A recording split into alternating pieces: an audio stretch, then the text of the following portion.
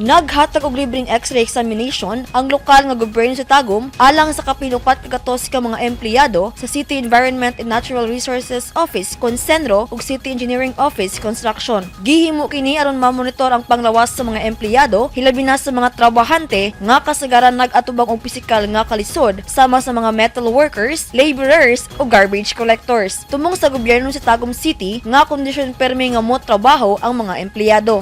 Samtang 5 ka mga persons with disabilities kun PWD ang malipayong midawat og customized bikes gikan sa LGU-Tagum. Ang mga benepisyaryo gikan sa mga barangay sa La Filipina, Kanokotan, Pagsabangan, Magukpo West ug Visayan Village. Ang customized bikes hinimo sa City Engineering Office Fabrication Center aron matabangan ang mga PWD sa ilang adlaw-adlaw nga gimbuhaton pinaagi sa paghatag og mga gamit aron dili silang maglisod sa paglihok og transportasyon. Shiny Bulyaser, Newsline Philippines, stay safe!